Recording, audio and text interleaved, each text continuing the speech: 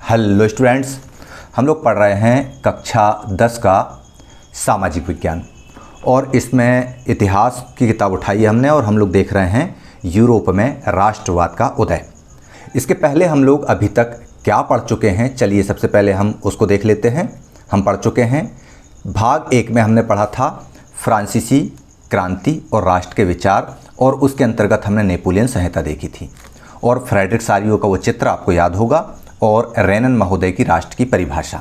इसके बाद हमने भाग 2 में पढ़ा था यूरोप में राष्ट्रवाद के निर्माण का जो वातावरण तैयार होता है, कुलीन वर्ग जाता है, नया मध्य वर्ग आता है और नया मध्य वर्ग जो है उदारवादी राष्ट्रवाद को कैसे स्थापित करता है, इसको हमने देखा था।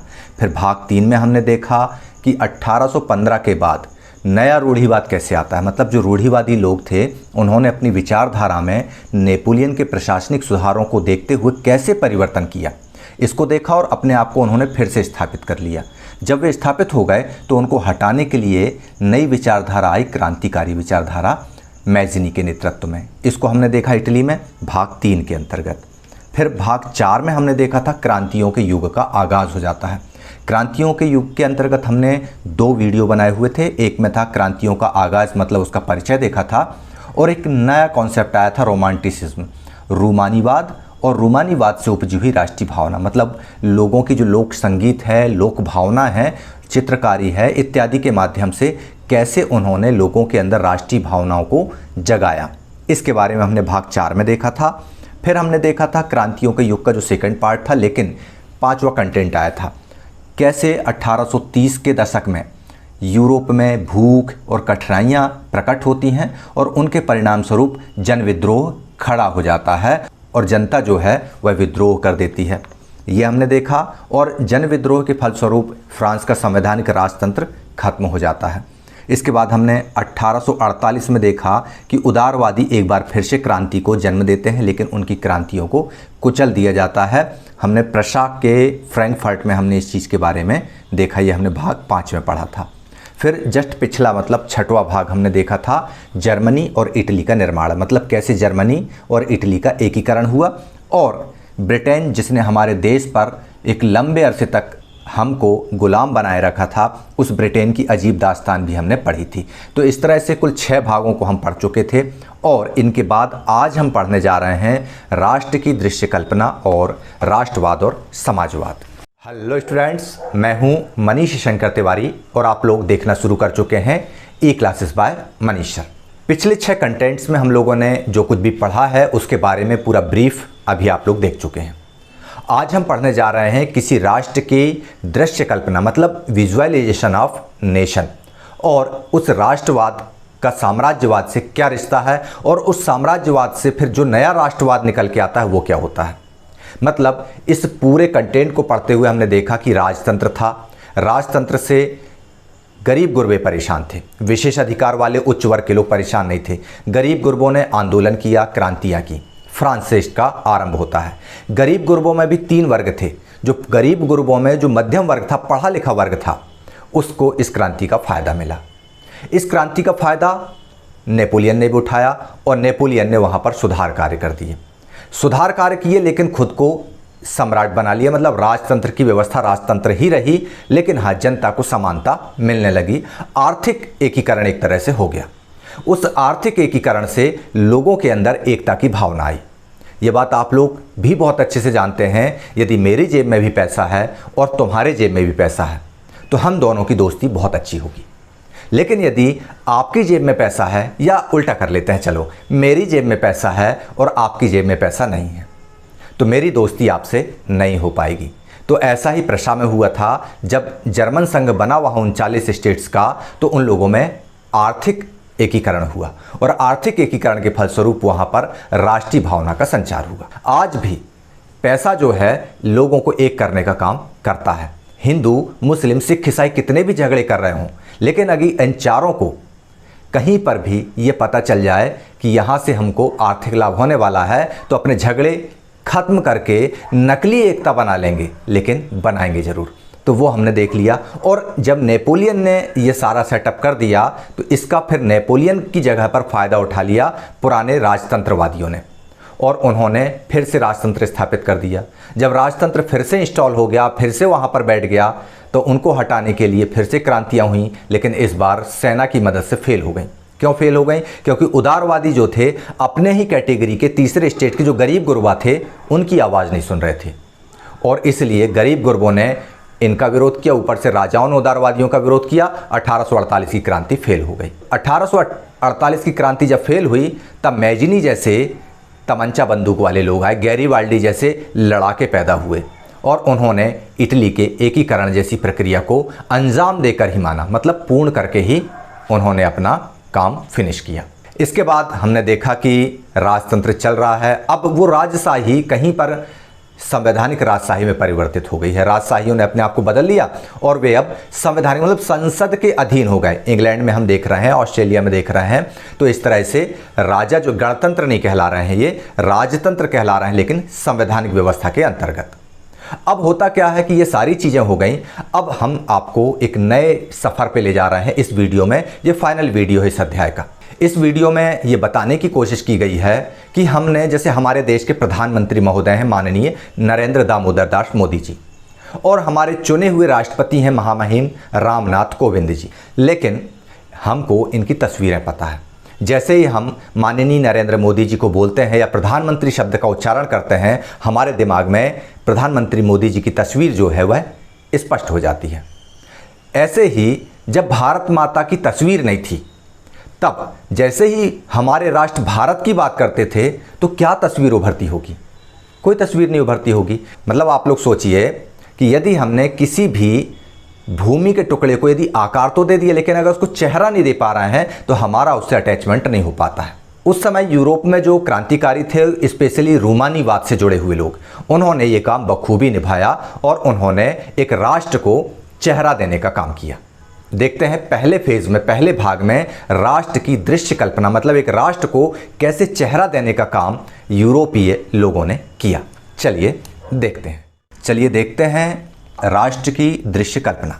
अब इसके अंतर्गत ये जो है यहाँ पर आप देख रहे हैं कि किसी भी शासक को चित्र या मूर्ति के रूप में अभिव्यक्त करना बहुत आसान है, बिल्कुल आसान है। जैसा कि मैंने बताया, हमारे शासक हमारे द्वारा चुने हुए प्रतिनिधि हैं, माननीय प्रधानमंत्री नरेंद्र मोदी जी हैं, उनका एक अपना चेहरा है। ऐसे ही प्राचीन काल में हम देख रहे हैं कि सारे राजाओं की तस्वीर दिख रही है, मतलब उनका हम चित्र भी बना सकते हैं, मूर्ति भी बना सकते हैं और उनके प्रति अपना अटैचमेंट जाहिर कर सकते हैं। लेकिन सवाल आता है कि किसी राष्ट्र को, किसी देश को चेहरा कैसे दिया जाए? ये जो राष्ट्र है इसको कौन सा चेहरा दिया जाए? किसी पुरुष का चेहरा दें या किसी महिला का चेहरा दें?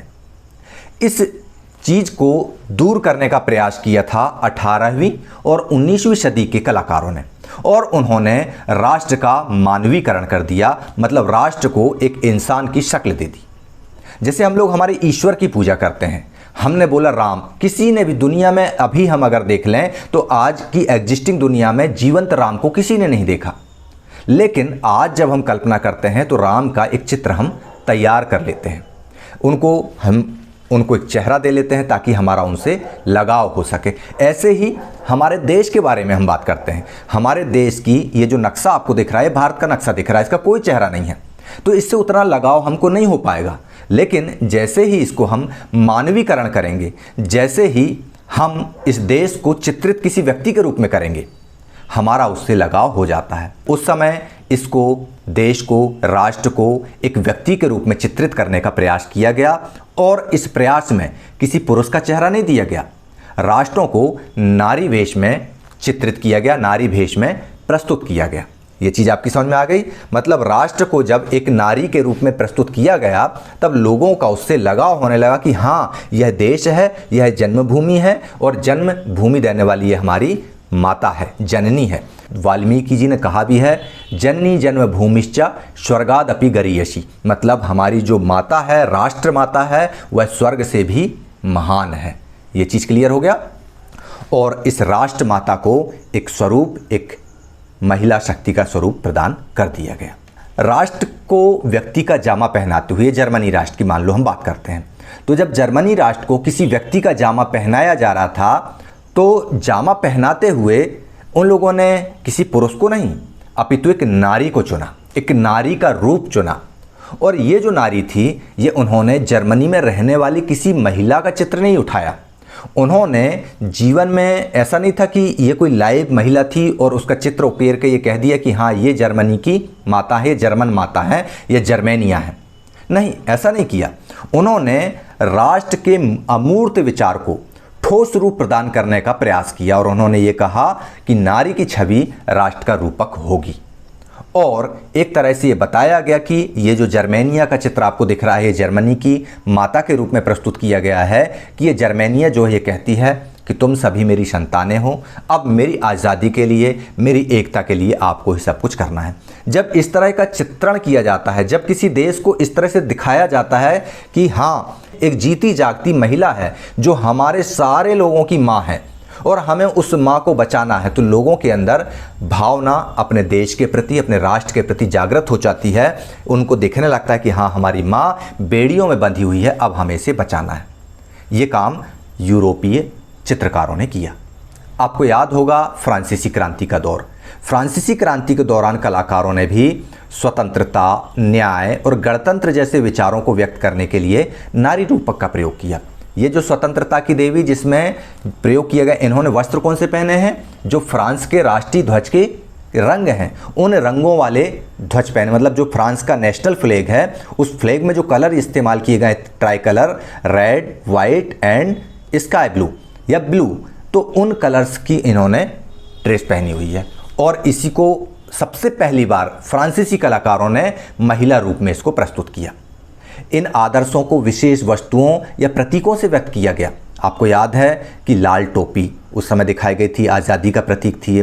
टूटी हुई जंजीर मतलब राजतंत्र से मुक्ति का प्रतीक थी। और एक ऐसी महिला जो आंख में पट्टी बांधी है और हाथ में तराजू लिए हुए, मतलब भले उसको दिखाई नहीं दे रहा है लेकिन कानून के समक्ष सारे मानव एक समान हैं, यह दर्शाने का प्रयास किया गया था। तो जहाँ पर भी अच्छी चीज़ आती है, कानून को भी इन्होंने एक महिला का रूपक प्रदान किया था। ठीक है ना। इसी प्रकार नारी रूपकों का आविष्कार कलाकारों ने 19वीं सदी में किया। अब फ्रांस में एक नारी रूपक ये आती है, जो फ्रांस में जो नारी रूपक का इजाद किया गया था, जो आविष्कार किया गया था, जो चित्र बनाया गया था, उसका नाम भी दिया गया। उसका जो नाम था वह एक ईसाई नाम था, मारियान। और इस मारियान को जनराष्ट्र के विचार के रूप में रेखांकित किया गया। इसके विशेष चिन्ह भी इसके साथ जोड़े गए। ये आप देख रहे होंगे, मारियान ने ऊपर यहाँ पर ये पहना हुआ है, ये लाल टोपी जो है नाइजीरियन टोपी ये पहनी हुई है। ये कलगी लगाई हुई है, इन्होंने कलगी भी इस्तेमाल किया हुआ। और बैकग्राउंड में हम ये देख रहे हैं इसका ध्वज जो है फ्रांस का, वह भी इस्तेमाल किया गया है। तो इस तरह से इन रूपकों का उसके जो आंदोलन के दौरान जो चीज़ों का इस्तेमाल किया गया था, लाल टोपी, कलगी, ध्वज, इनके साथ जोड़ करके और मूर्ति तैयार की गई। जब कोई मूर्ति तैयार होती तो हमारा ध्यान पूरा उसके साथ में जुड़ जाता है, हम एकाग्र हो जाते हैं, उसके साथ में अटैच हो जाते हैं। और यही काम वहाँ के कलाकारों ने किया था। जनता को राष्ट्र के साथ अटैच करने के लिए राष्ट्र को एक दैवीय रूप में प्रस्तुत किया और एक देवी की प्रतिमा तैयार कर ली। अब जनता में, सारी पब्लिक में राष्ट्र के प्रति भावनाएं आए, अटैचमेंट हो, उसके लिए क्या किया कि मारियान की प्रतिमाओं को सार्वजनिक चौराहों पर लगाई गई। जहाँ जहाँ पर भी चौराहों पर इन प्रतिमाओं को देखते, लोगों के सर श्रद्धा से झुक जाते कि ये हमारी राष्ट्र की देवी है, ये हमारी राष्ट्र माता है, और लोगों का उनसे जुड़ाव हो जाता था। मारियान की छवि को सिक्कों में, डाक टिकटों में छापा गया।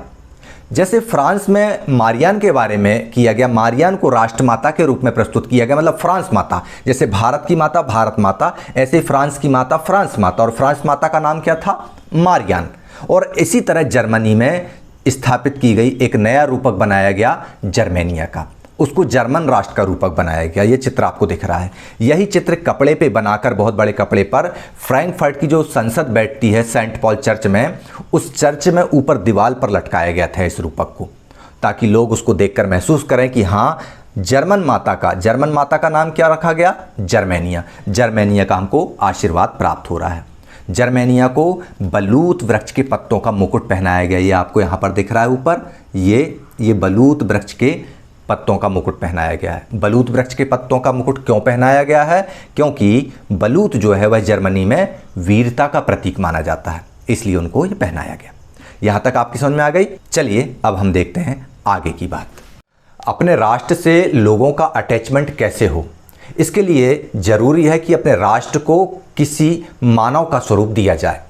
लोगों की सिंपैथियाँ जनरली अपनी माँ के साथ ज़्यादा होती है और प्राचीन काल से ही धरती को माँ मानने की परंपरा रही है। तो धरती का वह हिस्सा या वह टुकड़ा जिसको लोग अपना राष्ट्र कहते हैं, उसको उन्होंने मानव का रूप प्रदान करना शुरू कर दिया। सबसे पहले ये काम किया गया था फ्रांस में। फ्रांस के लोगों ने एक प्रतिमा बनाई, एक मूर्ति बनाई, एक चित्र बनाया, उसका नाम रखा मारियान। जैसे हमारे देश में भारत माता, ऐसे फ्रांस की फ्रांस माता नाम न देकर के उन्होंने नाम क्या दिया, उन्होंने नाम दिया मारियान। इसी तरह से जर्मन देवी का नाम क्या दिया गया, जर्मेनिया। और विभिन्न विभिन्न प्रकार से इनके चित्रों का प्रदर्शन किया गया ताकि लोगों के अंदर भावनाएं जागृत हों और अपने राष्ट्र के प्रति वो एकता स्थापित करें, लोगों में जुड़ाव महसूस हो सके। यहाँ तक हमने देख लिया कि एक राष्ट्र की दृश्य कल्पना कैसे हो सकती है। फ्रांस की दृश्य कल्पना कैसी थी, मारियान के रूप में एक रूपक प्रदान किया। जर्मन की दृश्य कल्पना कैसे बनाई, जर्मेनिया के रूप में। भारत की दृश्य कल्पना भारत माता के रूप में। ब्रिटेन की भी दृश्य कल्पना है, जैसे भारत माता को पूरा शेर पर बैठे हुए सवारी करते दिखाया गया है, ऐसे ही ब्रिटेन की भी देवी है, जो हमारे कोर्स में नहीं है, इसलिए उसके बारे में मैं ज़्यादा चर्चा नहीं करूँगा। अब एक नई चीज़ शुरू होती है। राष्ट्रवाद इंपीरियलिज्म से जुड़ता है, नेशनलिज्म जो है वह साम्राज्यवाद से जुड़ता है। अंग्रेजी के शब्द को हिंदी से मैं जोड़ के बता रहा हूं आपको। राष्ट्रवाद साम्राज्यवाद से जुड़ता है। राष्ट्रवाद तो आप लोग जानते हैं कि हाँ, हमारे राष्ट्र के प्रति हमारा अगाध प्रेम हो, अगाध स्नेह हो, उसके लिए मरने मिटने को तैयार हो जाए, वो कहलाता है राष्ट्रवाद। अब इस राष्ट्रवाद का दुरुपयोग जो है साम्राज्यवाद के लिए किया गया। साम्राज्यवाद का मतलब जानते हैं आप क्या होता है? साम्राज्यवाद का मतलब ये होता है कि यदि मेरा किसी भूमि पर कब्जा है या मैं कहीं का राजा हूं, तो मैं अपने आसपास के राज्यों को अब जीतना शुरू कर दूंगा और इसके लिए मैं राष्ट्रवाद की मदद लूंगा। कैसे? जैसे ब्रिटेन ने किया, ब्रिटेन ने, फ्रांस ने भी यही किया। ब्रिटेन, फ्रांस जो यूरोपीय कंट्रीज़ हैं, इन्होंने यही काम किया और पूरे विश्व में ये लोग व्यापार, आर्थिक एकीकरण इन्होंने अपने देश में किया था। ये हमने आपको बताया। आर्थिक एकीकरण से लोगों में राष्ट्रवाद की भावनाएं आ गई थी। अब इनके पास चूंकि औद्योगिकरण से आर्थिक एकीकरण हुआ और लोगों को ये पता चल गया था कि हमारे देश में जब हम लोग एकीकृत होकर रह रहे हैं राष्ट्रवाद के एक झंडे के नीचे, और वह राष्ट्रवाद के झंडे के नीचे रहकर हम आर्थिक उन्नति कर रहे हैं, तो यहाँ के शासकों ने इनको भरोसा दिलाया कि चलिए अब हम दुनिया के दूसरे क्षेत्रों को, यूरोप के दूसरे क्षेत्रों को जीतते हैं, इससे हमारा राष्ट्र जो है उन्नति करेगा। मतलब यहाँ पर भी आर्थिक लाभ, आर्थिक स्वार्थ ने साम्राज्यवाद को जन्म दिया। जब साम्राज्यवाद राष्ट्रवाद का जामा पहनता है, या यूं कहें कि जब राष्ट्रवाद का दुरुपयोग साम्राज्यवादी ताकतें करती हैं, तब उसका क्या परिणाम निकलता है, आज हम आगे इसी वीडियो में देखेंगे। भाई आप खुद सोचिए, आप अपनी क्लास में बेंच पर बैठते हैं, दो बच्चे बैठे हुए हैं। अब आपने क्या किया, अपनी जगह पर तो बैठे ही, साथ में दूसरे वाले बच्चे को, आपके फ्रेंड को, या आपका फ्रेंड नहीं भी है, बाजू में उसको बोला कि भाई तू हट यहाँ पे, अब यहाँ मैं बैठूंगा और बाजू में मेरा बैग रखाएगा। ये कहलाता है साम्राज्यवाद कि आप अपनी जगह पे तो हैं ही, साथ में पड़ोसी की जगह पर भी आपने कब्जा कर लिया। अब ये भी मेरा राज्य हो गया। थोड़े दिनों बाद आपकी हिम्मत बढ़ेगी, आप पीछे वाली सीट्स पर भी कब्जा कर लेंगे, तो आपका साम्राज्य चारों तरफ फैलने लगा। ठीक है ना? अब अगर आपसे कोई बोलने लगे कि आप ऐसा क्यों कर रहे हैं, आपके साथी जो आपका बहुत अच्छा मित्र है, तो आप क्या कहोगे? यार मेरे को अकेले में बैठने में दिक्कत हो रही थी, तू भी मेरा फ्रेंड है, तेरे को कहाँ बिठालता मैं, इसलिए मैंने इसकी जगह खाली करा ली। ऐसे ही देशवासियों को समझाया गया कि हम राष्ट्रवादियों को यदि आर्थिक उन्नति करना है तो हमको अन्य क्षेत्रों को विजिट करना होगा, वहाँ के संसाधनों का अपने स्वार्थ के लिए उपयोग करेंगे। यही हुआ साम्राज्यवाद कि अपने राष्ट्र की सीमाओं को ज़बरदस्ती विस्तारित करना, ज़बरदस्ती फैलाना। चलिए देखते हैं इसके परिणाम क्या हुए और ये है क्या चीज़। चलिए, राष्ट्रवाद और साम्राज्यवाद 19वीं सदी के अंतिम चौथाई, मतलब 1875 तक तो राष्ट्रवाद बहुत अच्छी लाइन पे चला। वहाँ पर स्वतंत्रता, समानता, न्याय की बात चलती रही। लेकिन जैसे ही राष्ट्रवाद को उद्योगों की मदद मिली, उदारवादी राष्ट्रवाद आगे आ गया, और जैसे ही उनको आर्थिक लाभ की सुगंध आने लगी, राष्ट्रवाद का जो आदर्शवादी, उदारवादी, जनतांत्रिक स्वभाव था वह गायब हो गया। अभी तक लोग भाईचारे के साथ थे, अब वह चीज़ नहीं रही। अब लोग स्वार्थी हो गए, पूरे विश्व पर कब्जा करने की बात करने लगे उनकी जो राष्ट्रवाद की जो लक्ष्य थे वो संकीर्ण हो गए, उनके सिद्धांत जो है वो संकीर्ण हो गए, निजी हितों तक सीमित रह गए।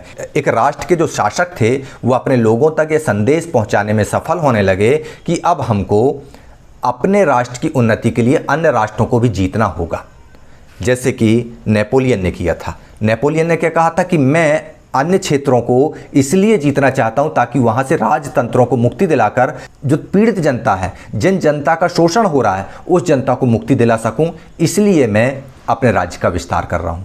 लेकिन यहां पर बात उल्टी हो जाती है, क्योंकि लोगों के अंदर तो समानता की स्थिति लगभग निर्मित तो होने लगी थी, लेकिन ये लोग अब अन्य देशों के संसाधनों को अपने देश के आर्थिक विकास की दृष्टि से देखने के लिए अपने राष्ट्र की सीमाओं को फैलाने लगे। अच्छा, सीमाओं को नहीं फैलाते तो क्या करता है, एक काम और करते हैं। अब जैसे इंग्लैंड बहुत दूर है और भारत बहुत दूर है, तो इंग्लैंड से वो लोग जहाज़ों से भारत आए और भारत में अपनी कॉलोनी बना ली, और कॉलोनी बनाकर, उपनिवेश बनाकर धीरे धीरे भारतीय लोगों को आपस में लड़ा भिड़ाकर भारत में कब्जा कर लिया। इसी तरह से उन्होंने एशिया के बहुत सारे देशों में किया, और यही चीज़ उन्होंने और इसकी शुरुआत उन्होंने कहाँ से की, अपने ही देश से की। हमने ब्रिटेन की अजीब दास्तान में देख लिया है कि कैसे ब्रिटेन के लोगों ने स्कॉटलैंड पर कब्जा किया, वेल्स पर कब्जा किया और आयरलैंड पर कब्जा किया। तो वही बात हो रही यहाँ पर कि ये जो यूरोपियंस थे ये बहुत ही ज़्यादा चालाक और चतुर निकले, और आर्थिक रूप से मतलब धन पैसा धेला के लालची निकले। अब इन्होंने राष्ट्रवाद के सीमित लक्ष्यों वाला संकीर्ण सिद्धांत अपना लिया। इन्होंने कहा कि राष्ट्रवाद मतलब अपने राष्ट्र के लोगों की तरक्की, भले ही उसके लिए कितने भी गलत रास्ते क्यों ना अपनाएं। अब जब ये चीज़ आई तो राष्ट्रवादी जो समूह थे वे एक दूसरे के प्रति अनुदार होते गए, मतलब एक दूसरे के प्रति उनके अंदर भावनाएं खराब होती गईं, और वे एक दूसरे से हमेशा लड़ने को तैयार होते। दो ग्रुप बन गए, कंजर्वेटिव्स और लिबरल्स। उदारवादी ग्रुप अलग हो गए और रूढ़िवादी ग्रुप अलग हो गए। समय समय पर जिसको जैसा मौका मिलता दोनों एक दूसरे का विरोध करते। साथ ही यूरोपीय शक्तियों ने क्या किया, साम्राज्यवादी उद्देश्यों की प्राप्ति के लिए अपने अधीन लोगों की राष्ट्रवादी भावनाओं का, राष्ट्रवादी आकांक्षाओं का इस्तेमाल किया। जैसे फ्रांस में पूछा गया, लोगों से चर्चाएं की गई राजनीतिक दलों के माध्यम से।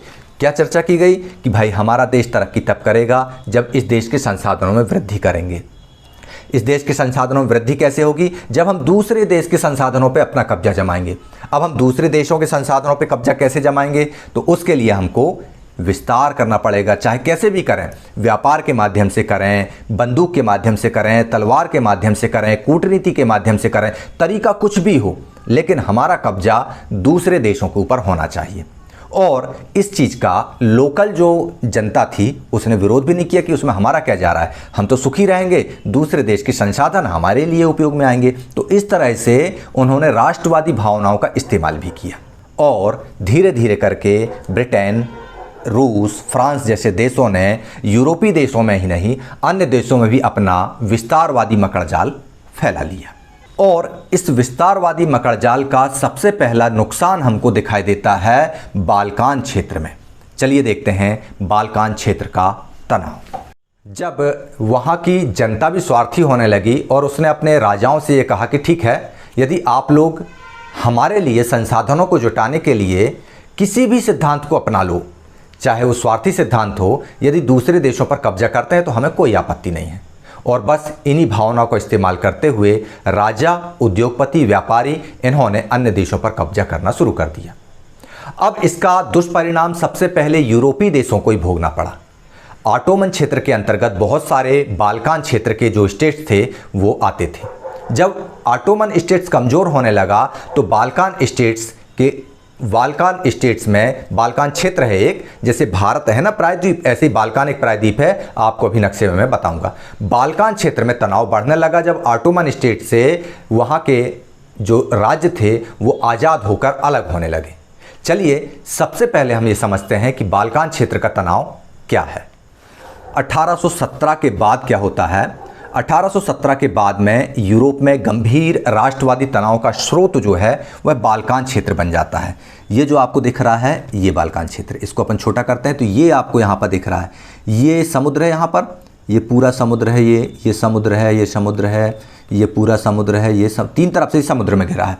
मतलब कोई भी भूमि का भाग जो तीन तरफ से समुद्र से घिरा होता है उसको क्या बोलते हैं हम, प्रायद्वीप, तो ये बाल्कान प्रायद्वीप कहलाया। ये कहाँ पे था? यूरोप के पूर्व, पश्चिम, उत्तर, दक्षिण किस भाग में था? ये यूरोप के दक्षिणी भाग में था। आपको पता होगा, अब इस बारे में ज़्यादा बात मैं नहीं करूँगा, ये दक्षिणी भाग था। तो यूरोप का जो दक्षिणी भाग था और दक्षिणी प्रायद्वीप था, उसको हम बोलते हैं बाल्कान क्षेत्र। इसको हम जूम करके देखते हैं तो ये दिखता है। इस बाल्कान क्षेत्र में भौगोलिक और जातीय भिन्नता थी। सब लोग अलग अलग, इनका ज्योग्राफिकल स्टेटस भी था, भौगोलिक जो इनका स्टेटस था वो अलग अलग था, और इनकी जातियाँ भी अलग अलग थीं। इनमें आपको दिख रहा होगा यहाँ पर ये रोमानिया, ये दिख रहा है आपको बुल्गारिया, यहाँ पर अल्बेनिया भी दिख रहा है, अल्बेनिया, मैसिडोनिया, यूनान, और यहाँ पर ये क्रोशिया के साथ साथ आपको यहाँ पर दिख रहा है मॉन्टेग्रीनो, स्लोवेनिया और सर्बिया, बोस्निया और हंजेगोविना।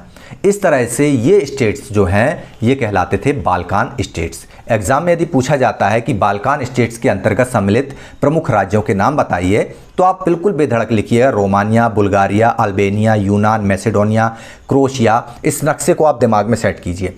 मानचित्र के साथ यदि आप पढ़ते हैं तो आपको चीज़ें भुलाई नहीं भूलेंगी। नाम कठिन हो सकते हैं तो आप अपना कोई फार्मूला बना लीजिएगा। तो ये पूरे बाल्कान क्षेत्र का जो निवासी था, ये बाल्कान क्षेत्र में जो आमतौर पर लोग रहते थे, इस पूरे क्षेत्र के निवासियों को स्लाव कहा जाता था। क्या नाम दिया जाता था? स्लाव। और ये बाल्कान स्टेट्स, ये जो था ऑटोमन स्टेट्स के नियंत्रण में था। ये बाल्कान स्टेट्स, ये आपको हरे रंग में दिख रहा है, ये पूरा का पूरा इसके बाद में यहाँ पे आता है। तो ये आप देखिए बाल्कान स्टेट्स दिख रहा, ये जो है आप देखिए ये ऑटोमन स्टेट्स के अंतर्गत शामिल था। ये पूरा यहाँ से ऑटोमन स्टेट ये पूरा दिख रहा है आपको, ये पूरा ऑटोमन स्टेट्स का हिस्सा है। ये ऑटोमन स्टेट से टूट के अलग होते हैं। ये आपकी समझ में आ गया? यहाँ पर फिर से देखिए ये वाला हिस्सा, ये आपका बाल्कान प्रायद्वीप है। बाल्कान प्रायद्वीप का ये हिस्सा किसके अंतर्गत आता था? ऑटोमन साम्राज्य के अंतर्गत। इस पर पूरा नियंत्रण रोमानिया, बुल्गारिया, इस क्षेत्र पर, ग्रीस पर। यूनान के बारे में हमने देखा कि किस तरह से उन्होंने ऑटोमन साम्राज्य से स्वतंत्रता के लिए 1821 में आंदोलन किया था, और वो 1832 में कुस्तुनतुनिया की संधि के द्वारा आज़ाद भी हो गए थे। इसी तरह से अन्य स्टेट्स भी ऑटोमन साम्राज्य के नियंत्रण में थे और धीरे धीरे करके आज़ाद होने के लिए संघर्ष कर रहे थे। बाल्कान क्षेत्र में होता क्या है कि रूमानी राष्ट्रवाद फैलने लगता है। वहाँ के लोगों के अंदर ये भावनाएं जगाई जाती हैं कि आप लोगों के पूर्वज एक ही हैं। आप पहले स्वतंत्र थे, आपके ऊपर विदेशी शक्तियों ने आक्रमण करके आपको अपना गुलाम बना लिया है। तो बाल्कान क्षेत्र में ये रूमानी राष्ट्रवाद के विचार फैलने लगते हैं। रूमानी राष्ट्रवाद के द्वारा यहाँ ये बताया जाता है कि आपका अतीत बहुत अच्छा था, आपके पूर्वज किसी के गुलाम नहीं थे, वे स्वतंत्र देश थे, और ये बड़ी जो शक्तियां थीं इन्होंने आपके ऊपर अपनी साम्राज्यवादी नीतियों के तहत आपके ऊपर कब्जा कर लिया था, इसलिए आप इनके गुलाम हो गए। जब ये भावनाएं उनके अंदर आती हैं तब वे अपने आप को आज़ाद करने के लिए संघर्ष करने लगते हैं, और इस संघर्ष का परिणाम ये होता है कि ऑटोमन साम्राज्य जो है, ये ऑटोमन साम्राज्य विघटित होने लगता है, और विघटित होकर उससे अनेक राज्य अलग हो जाते हैं, अपनी आज़ादी घोषित कर देते हैं, स्वतंत्र हो जाते हैं। और जब ऐसा होता है तो यहाँ स्थिति बहुत विस्फोटक हो जाती है। अब ये विस्फोटक स्थिति कैसे होती है? देखिए यहाँ पर साम्राज्यवाद की स्थिति आती। राष्ट्रवाद का उपयोग करके बाल्कान स्टेट्स के जो राज्य हैं उन्होंने अपने आप को आज़ाद तो कर लिया, लेकिन अब इसके आगे कहानी क्या होती है? अच्छा, एक बात और ये आपकी किताब में लिखी है कि ऑटोमन साम्राज्य ने आंतरिक सुधार भी किया, आधुनिकीकरण भी किया कि ये स्टेट्स जो है हमसे बाहर ना हो, हमसे आज़ादी ना मांगे, लेकिन ऑटोमन एम्पायर इसमें सफल नहीं हो पाया, और अंततः बाल्कान स्टेट्स के राज्य आज़ाद हो गए, स्वतंत्र राष्ट्र राज्य में बदल गए। जब ये स्वतंत्र राष्ट्र राज्य में तब्दील हो गए तब स्थिति होती है विस्फोटक। होता क्या है कि एक के बाद एक स्टेट्स जो है वह उससे मुक्त हो जाते हैं। किससे? ऑटोमन साम्राज्य से। एक के बाद एक सारे निकल जाते हैं। हम देखते हैं यहाँ पर रोमानिया हो, बुल्गारिया हो, मैसेडोनिया हो या ग्रीस हो, अल्बानिया, ये सारे स्टेट्स जो है ये ऑटोमन साम्राज्य से अलग होकर उसके चंगुल से निकल आते हैं और अपने आप को स्वतंत्रता की घोषणा कर देते हैं। स्वतंत्रता की घोषणा कर देते हैं। अच्छा, घोषणा क्यों करते हैं? ये बताया मैंने कि रूमानी राष्ट्रवाद में ये लोग आ जाते हैं और रूमानी राष्ट्रवाद को अपनाकर ये अपने इतिहास का इस्तेमाल करते हैं और ये बोलते हैं कि वे एक ज़माने में स्वतंत्र थे, उनके ऊपर किसी विदेशी शक्ति का कोई प्रभाव नहीं था। बाद में विदेशी शक्तियों ने उनको ऊपर कब्जा किया, उनको अपना गुलाम बना लिया, अपना अधीन कर लिया। और इसीलिए हम फिर से वापस अपने अतीत की स्थिति में जाना चाहते हैं। हम हमारे राष्ट्र को विदेशी ताकतों से आज़ाद कराना चाहते हैं। और बाल्कान क्षेत्र के विद्रोही राष्ट्रीय समूहों ने लंबे संघर्ष के बाद, लंबी लड़ाई के बाद अपनी खोई हुई आज़ादी को वापस पा लिया और वे अपने आप को ताकतवर दिखाने लगे। हर स्टेट बताने लगा कि मैं ताकतवर हूँ, मैं पावरफुल हूँ। जैसे भारत में हमने देखा था कि भारत अंग्रेजों की एक लंबी गुलामी से मुक्त हुआ था। भारत ने ये बोला कि हम पहले स्वतंत्र थे, इन अंग्रेजों ने हमारे ऊपर कब्जा किया है। ऐसे ही बाल्कान स्टेट्स के लोग क्या बोलते थे, ये जो तुर्की राजा है, ये जो तुर्की सम्राट है, इसने हमारे ऊपर कब्जा किया। हमारा अतीत आज़ादी भरा था, हम लोग स्वतंत्र लोग थे, इसलिए अब हमको आज़ादी चाहिए। आज़ाद होने के बाद हर स्टेट अपनी पावर को दिखाता है। मतलब बाल्कान स्टेट्स का हर स्टेट, चाहे वो रोमानिया हो, बुल्गारिया हो, यूनान हो, सारे स्टेट्स ये बोलते हैं स्वतंत्र होने के बाद कि मैं ताकतवर हूँ और मेरा हिस्सा यहाँ है। देखिए आगे, जैसे जैसे विभिन्न स्लाव राष्ट्रीय समूहों ने अपनी पहचान और स्वतंत्रता की परिभाषा तय करने की कोशिश की, बाल्कान क्षेत्र में गहरे टकराव की स्थिति बन गई। बाल्कान राज्य आपस में एक दूसरे से ईर्ष्या करने लगे। इन लोगों में आपस में झगड़े होने लगे। किस बात को लेकर के? ऐसा समझिए इसको कि ये जैसे रोमानिया है, रोमानिया ये बोलने लगा कि नहीं, ये सर्बिया का ये क्षेत्र में भी हमारा हिस्सा है, ये भौगोलिक क्षेत्र हमारा है। सर्बिया बोलने लगा नहीं, ये तो हमारा है ही, साथ में रोमानिया वाला भी हमारा है। मतलब ये जो देश थे, ये जो नए आज़ाद देश थे बाल्कान क्षेत्र के, ये अपने एरिया को बढ़ाने के लिए आपस में लड़ाई करने लगे, बोलने लगे कि ये हमारा स्टेट है, इस पर हमारा कब्जा है। एक दूसरे से जलन रखने लगे। छोटा स्टेट हो या बड़ा स्टेट हो, ज़्यादा से ज़्यादा इलाका हथियाने की कोशिश करने लगे। ये लोग आपस में झगड़ा करने लगे, आपस में ईर्ष्या करने लगे। मतलब आज़ाद तो हो गए, अलग अलग आज़ादी हासिल कर ली। जब आज़ादी के बाद इनकी स्वतंत्र पहचान बनी तो ये आपस में लड़ने लगे। जैसे भारत और पाकिस्तान आज़ादी के बाद जब इनकी स्वतंत्र पहचान बनी तो ये आपस में लड़ने लगे। इसी तरह से इन स्टेट्स के साथ में हुआ। अब आपको बहुत अच्छे से ये पता होगा कि जब दो लोग आपस में लड़ते हैं तो फ़ायदा किसको मिलता है? तीसरे को मिलता है। और यदि तीसरा पावरफुल हो तो उसको ज़्यादा फ़ायदा मिल जाता है। बस परिस्थितियाँ और अधिक जटिल हो गई। क्यों जटिल हो गई? क्योंकि इनकी आपसी लड़ाई का फ़ायदा अब बाल्कान क्षेत्र में यूरोप की बड़ी शक्तियों की एंट्री से हो गया। यूरोप में बड़ी शक्तियाँ कौन कौन सी आ गई? ये झंडा देख के आप लोग समझ रहे होंगे। यहाँ पर जर्मनी आ गया, जर्मनी की भी एंट्री हो गई। यहाँ पर ब्रिटेन की भी एंट्री हो गई। ब्रिटेन बोलने लगा कि हमारा भी यहाँ पर दखल होगा। रूस की भी एंट्री हो गई यहाँ पर, और साथ में फ्रांस यहाँ पर नज़रें गड़ाए हुए था। अब ये सब के सब धूमकेतु की तरह बाल्कान क्षेत्र के चक्कर लगाने लगे कि यहाँ पर हमारी भी कॉलोनी बन जाए, यहाँ पर हमारे भी कब्जे हो जाएं। और इन यूरोपीय शक्तियों के बीच व्यापार, उपनिवेश के साथ साथ नौसैनिक और सैनिक प्रतिस्पर्धा भी होने लगी।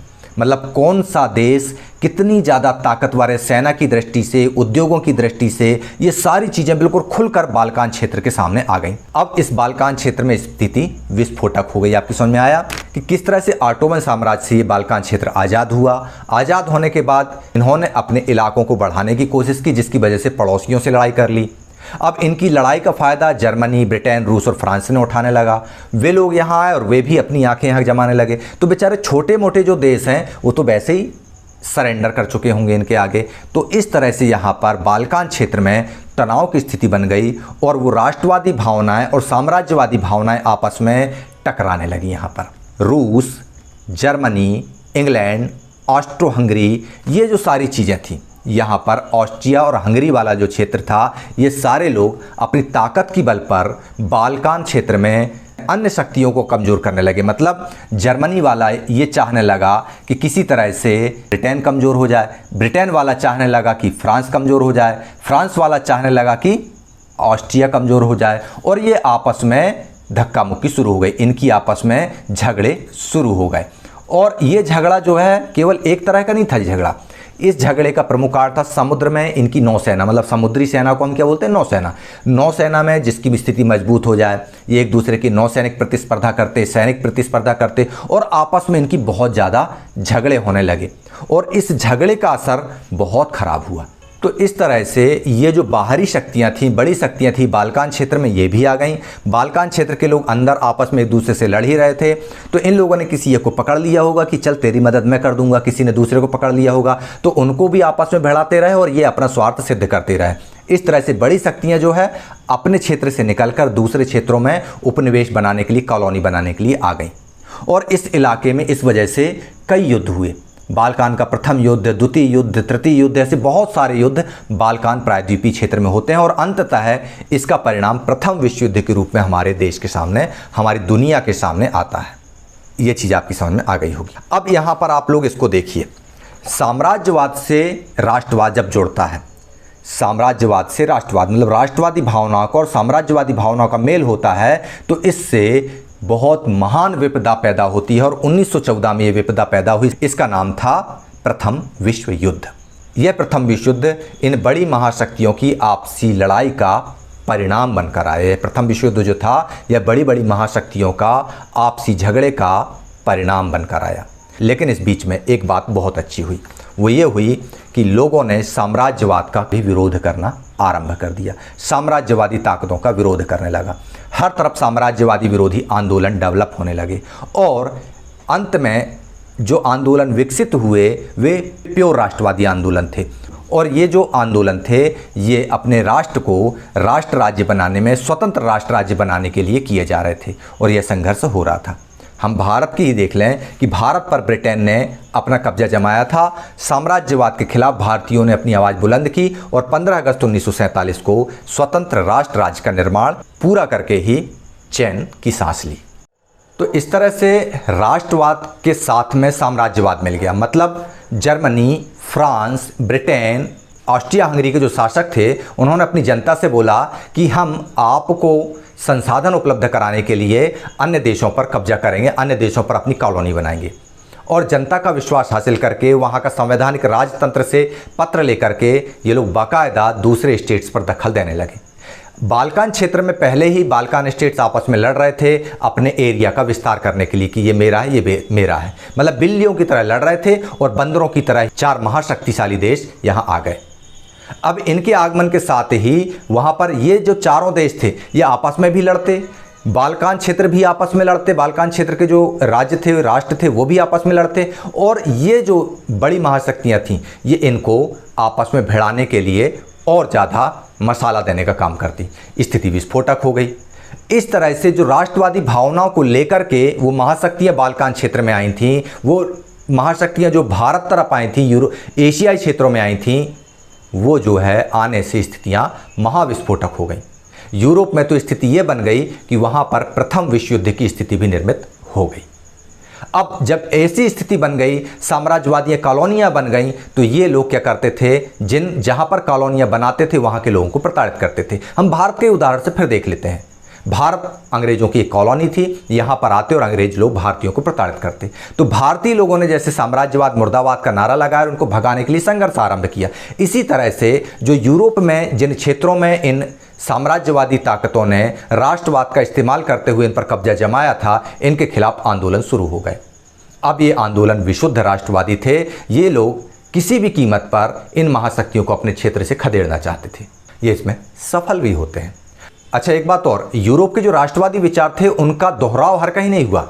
इटली में फ्रांस वाली स्थिति आपको नहीं दिख रही होगी। फ्रांस में राजा को हटाने के लिए जनता ने खुद आंदोलन किया। इटली में जनता ने नहीं किया, राजा ने जन सहयोग लेकर के, सेना की मदद लेकर के राष्ट्र का निर्माण किया। जर्मनी में सेना ने राष्ट्र का निर्माण कराया। ब्रिटेन में उदारवादी ताकतों ने एक लंबे समय अंतराल में जाकर के राष्ट्र का निर्माण किया। फ्रांस में हम देख ही चुके हैं, स्पेन में भी यही होता है, पोलैंड में रूमानीवाद की तरह होता है। मतलब पूरे यूरोप में अलग अलग क्षेत्रों में राष्ट्रवाद के जो विचार थे वे अलग अलग थे, एक दूसरे की कॉपी पेस्ट नहीं थे। और इसी तरह से यूरोपीय राष्ट्रवाद के जो विचार थे वो दुनिया के किसी भी क्षेत्र में अप्लाई नहीं होते हैं। क्यों? क्योंकि यूरोप के जो राष्ट्रवादी विचार थे अंततः वो साम्राज्यवाद में बदलते हैं। और आप देखिए कि एशिया में साम्राज्यवादी विचारधारा नहीं पनपी। हमारा देश आज़ाद हुआ, लेकिन आज़ादी के बाद हमने अपने भौगोलिक विस्तार के लिए, अपनी सीमाओं को बढ़ाने के लिए कभी भी अपने पड़ोसी को परेशान नहीं किया। हालांकि हमारे पड़ोसी बहुत घटिया हैं, चाहे चीन की बात करें या पाकिस्तान की बात करें, लेकिन पाकिस्तान तो हमसे ही अलग हुआ हिस्सा है। खैर ये एक बहुत डिफरेंट चीज़ हो जाती है। इसको हम भारत के राष्ट्रवाद के बारे में जब पढ़ेंगे अगले वीडियोज़ में तब डिटेल से देखेंगे। आज के लिए आप लोग इतना काफ़ी समझ गए होंगे कि किस तरह से यूरोप में राष्ट्रवाद का जन्म होता है और यूरोप का राष्ट्रवाद धीरे धीरे ऊपर चढ़ता है, फिर नीचे आता है, फिर ऊपर चढ़ता है, अलग अलग विचारधाराओं के साथ में आगे बढ़ता है और अंततः एक दुर्गति को प्राप्त होता है। उसका नाम है साम्राज्यवाद। और इस साम्राज्यवादी प्रतिस्पर्धा का परिणाम महाविस्फोटक होता है फर्स्ट वर्ल्ड वॉर के रूप में, प्रथम विश्व युद्ध के रूप में। और इसके बाद में साम्राज्यवादी ताकतों को भी राष्ट्रवादी ताकतों का विरोध झेलना पड़ता है। जो नवीन राष्ट्रवादी ताकतें आती हैं वे साम्राज्यवादी शक्तियों को पराजित कर देती हैं और इस तरह से नवीन राष्ट्र राज्यों का उदय यूरोपीय क्षेत्र में हो जाता है। यहाँ तक हमने यूरोप में राष्ट्रवाद को पढ़ते हुए देखा। यूरोप में राष्ट्रवाद का उदय किस तरह हुआ ये हमने देखा। तो अब आप लोग इसको बहुत अच्छे से देखिए, समझिए और जानिए।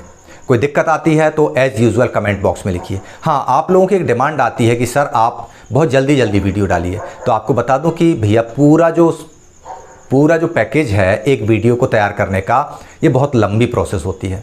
इसका कच्चा काम तैयार करना, फिर इसको रेडी करना और पूरा काम मुझे अकेले करना होता है, इसलिए इसमें टाइम बहुत ज़्यादा लगता है। फिर भी मैं कोशिश करता हूँ कि जितनी जल्दी पॉसिबल हो जाए आपके तक कंटेंट पहुँचा सकूँ।